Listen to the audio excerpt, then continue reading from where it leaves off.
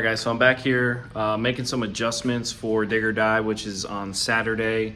Like I said in the last video, I'm not really expecting to really do any damage, but I just want to make a clean pass, respectable pass. I have some numbers in my head that I want to beat while I'm out there. And, hopefully we can win a round or two or whatever, but we'll see. I'm expecting not a huge showing. But anyway, so what we had happen, I made a test hit last night and I hit my GoPro to record. It was late at night and it didn't record, but I got some data to show you. At the same time, I took the whole front of the truck apart. So, not really a huge deal, looks kind of crazy, but the balancer bolt came out. I've seen it happen before on some other cars and stuff.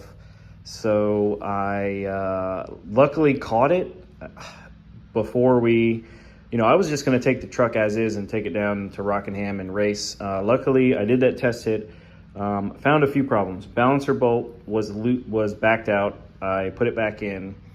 Also, the fan stopped working. The fuse blew on it, so it got up to like 238 degrees.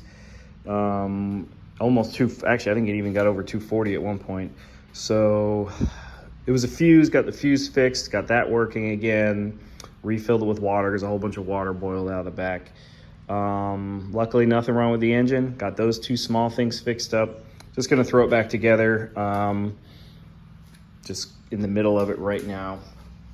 Also, what we did, if you can kind of see, you probably can't because the front is off, but there is kind of a squat to it in the rear.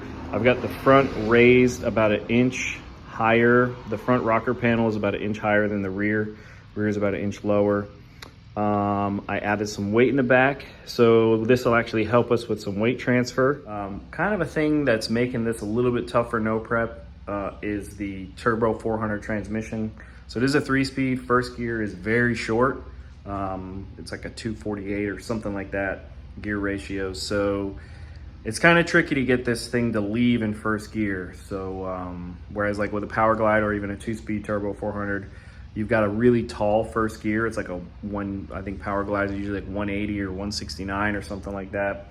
Whereas this first gear is short and fast. So it's kind of a balancing act, trying to pull timing, ramp it in, not, pull enough to slow it down, ramp it back in, not too slow.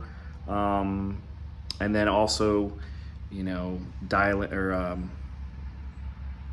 adding boost into it at that same time as well. So a lot of reading of data, and trying to just, put this symphony together to get timing, boost, everything, RPM, all sync together along with the suspension to get this thing to go straight. All right, guys, so we're out here at Dig or Die. It's actually Sunday. Yesterday, the weather was good in the morning, but it started raining. The forecast showed it was supposed to stop pretty early, so they thought they were gonna have enough time to dry it off, the track off. They didn't. So we're back out here Sunday. We just had the drivers meeting. We are pair 54 down, first round. Racing a guy named Zach Hall. Don't know anything about him. I'm sure he's probably wondering the same thing about me. But I mean, we got the truck basically all ready. They're still drying the track off.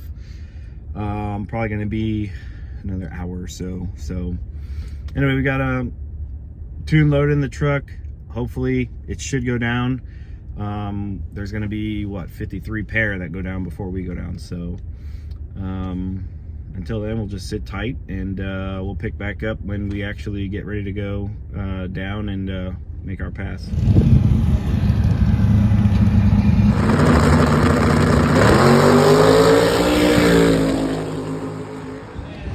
All right, so we're down here waiting to pull around and get paired up. Got like an A to B pass set up in the car. Hopefully it goes down. It went down on the road by my house, so I guess we'll find out.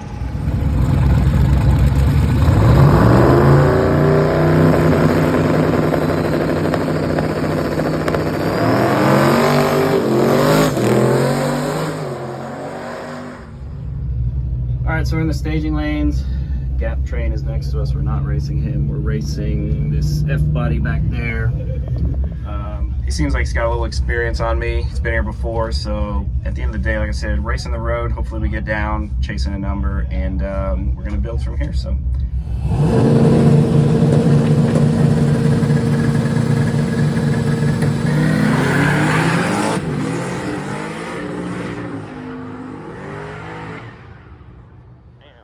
All right, guys, so we're back, and we put a pretty embarrassing showing on, but I mean, I wasn't really expecting to do too much.